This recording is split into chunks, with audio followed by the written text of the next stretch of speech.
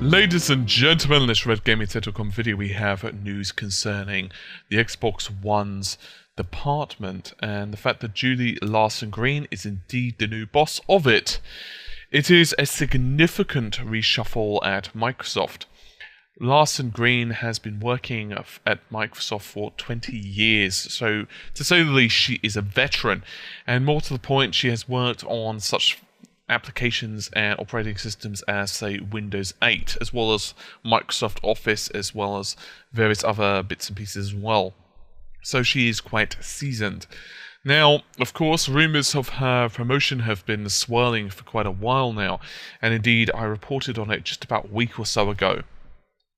So she is now going to be responsible for Microsoft Studios, so that's going to include the games, which of course the Xbox One falls under, music, video, as well as other entertainment. So to go along with this, of course, we know that Mattrick, who is of course the former head of such titles, is now the CEO of Zynga. So recently, or shall I say just today, Microsoft's boss, Steve Ballmer, has actually issued an email to his staff, and he's basically said that Microsoft are going to be changing a little bit, and their direction is going to become more of a device and service-based company, which is pretty much what rumours have said before. To read out the email, together we have created great products and great success, but we all want more.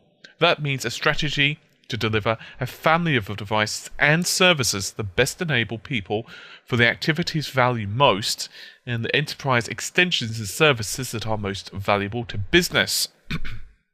A new structure to bring this to market faster, stronger centralized services so that we can be more efficient and effective, priority focus areas, short and long term. New characteristics of how we work together. In other words, better execution and innovation through strategy and goal and discipline and engineering coherence.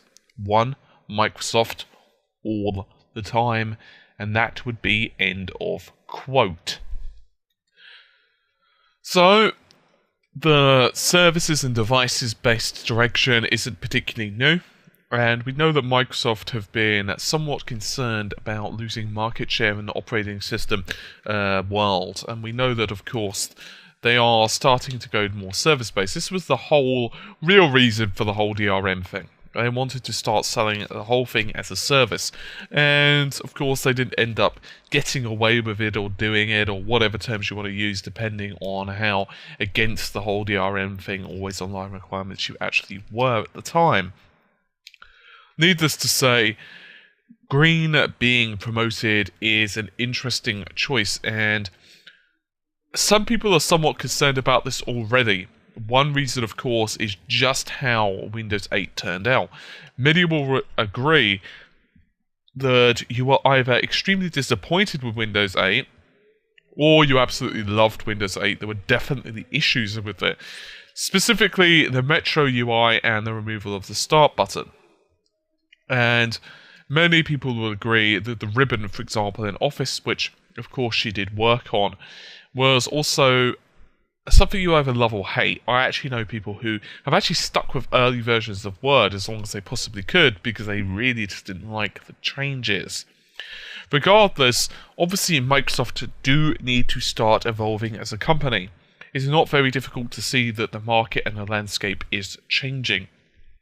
Like it or not, cloud-based services are now becoming more part and parcel of how not only we do business, but how we game as well. Personally, I think unless latency is completely and utterly obliterated, which isn't really feasible, we're still going to be having computational power in our own home. However, it's certainly true that we are going to be seeing a more cloud-based distribution, and a distribution network and so on is definitely going to be very important. I do, however, hope that Julie is still going to focus on the games first and foremost for the Xbox One. One of the issues, of course, that Mattrick had, at least in the eyes of gamers, was the fact that he spread himself, to many people anyway, too thin, believing that the Xbox One was, many people are calling it the jack of all trades and master of none. In other words, it doesn't really have a specific focus. Strangely enough, and you can check out another video from today if you want more information on this, Microsoft are even trying to push the Xbox One to small business owners, trying to tell them that you can justify it as a business expense. When many gamers would just say, that's absolutely ridiculous, you know, the real reason that you want to buy an Xbox One, tell us about the games. And of course, Microsoft have shown pretty good strength in the games, Titanfall for example. However, many would argue that there is still doubt in the mind of quite a few gamers, and there are still a lot of people on the fence. I think one of the issues is going to be that over Christmas, some people are going to, of course, pick an allegiance. They're going to say either Sony or Microsoft. I personally have ordered the PlayStation 4. I probably am still going to be ordering the Xbox One before Christmas, however. I am still pretty tempted on it. To be honest with you, it really depends on the lineup of games. Be honest with you, that's the thing. Regardless, at some point in the not too distant future, I will be buying an Xbox One because I like to own both consoles. I think it gives you a much better selection of games, and I just prefer the whole thing. I've never liked to own just one console. I just don't think it's a good way to game.